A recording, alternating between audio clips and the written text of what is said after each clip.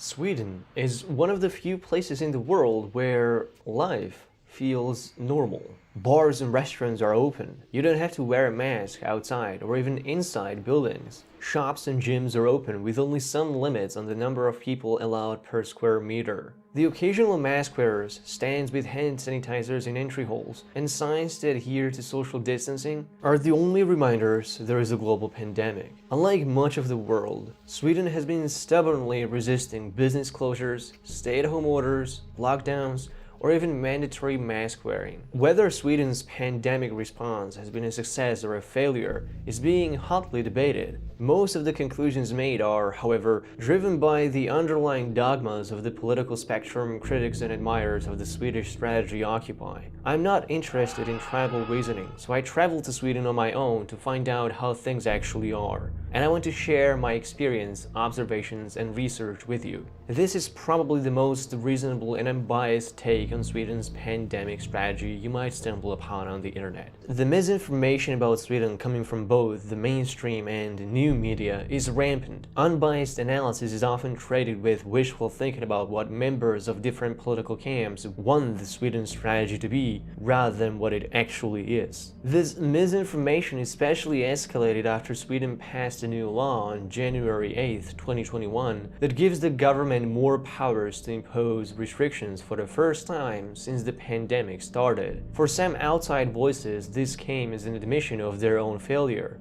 Death rates in the country soared, and the light measures in place proved insufficient. In reality, Sweden has planned to implement this law for much longer, and the initial effective date was supposed to be in March. As daily statistics started to worsen during the deep Scandinavian winter, Swedish authorities simply reconsidered their strategy and moved the date sooner by 2 months. But when you look beyond the headlines, you'll see that Sweden still hasn't changed much in its strategy. It allows the government to impose the limits on the number of people in buildings, such as shops, restaurants, businesses, theaters, or swimming pools. Those that violate social distancing can be fined, and businesses that don't oblige with the new rules can be closed.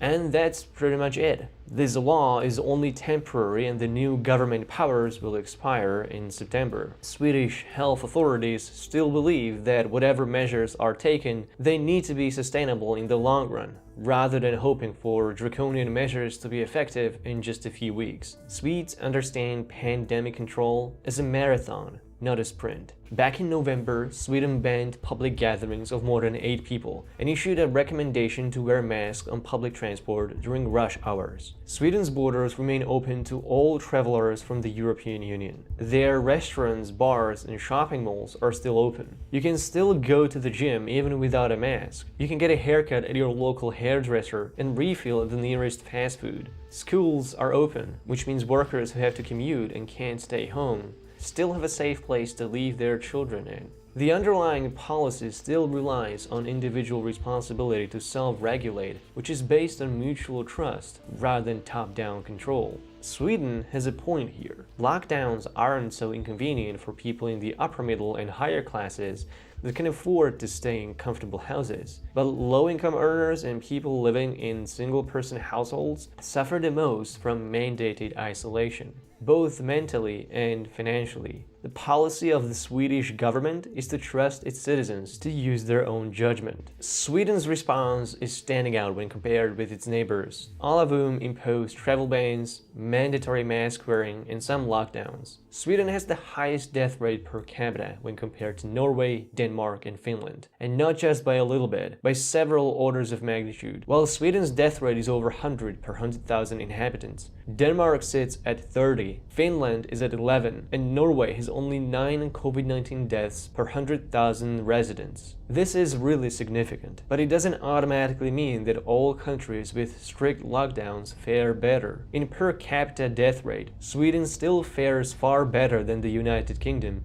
Italy, France, or Hungary, all of which have seen a major expansion of government powers and pandemic restrictions, including stay-at-home orders, travel bans, and mandatory mask wearing under the threat of fines and legal charges. In fact, a new peer-reviewed study published in the European Journal of Clinical Investigation found no evidence of significant benefits on case growth following more restrictive, non-pharmaceutical interventions. The study estimated case growth in 10 countries, including England, France, Italy, Sweden, or the United States. The Stanford University researchers found that implementing any level of non-pharmaceutical interventions, less restrictive or more restrictive, resulted in similar reductions in case growth. The research still supports some epidemiological measures, but finds no additional benefit of business closures and stay-at-home orders on public health. The paper recommends more targeted interventions instead of blanket aggressive measures for future epidemic control. So while on the surface, the data may justify the urge to condemn Sweden's response, there doesn't seem to be such a straightforward evidence that higher rates in Sweden would have been prevented by lockdowns. In other words, if Sweden's higher case growth and death rate is attributable to their strategy, it's most likely due to some other factors rather than the lack of business closures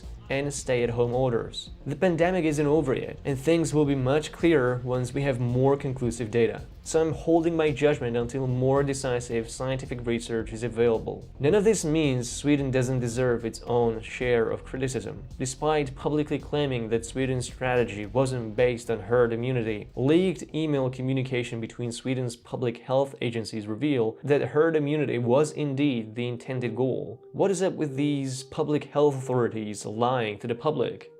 People should not be walking around with masks. You're sure of it, because people are listening really closely to this. Right now, people should not be walking. There's no reason to be walking around with a mask. One reason may be to cover up for their own failures. The Public Health Authority in Sweden wrongly estimated in April that 40% of the Swedish population would develop antibodies by the end of May. That figure still hasn't been reached until today, and it may never happen, as herd immunity to an infectious disease is yet to be achieved without a vaccine.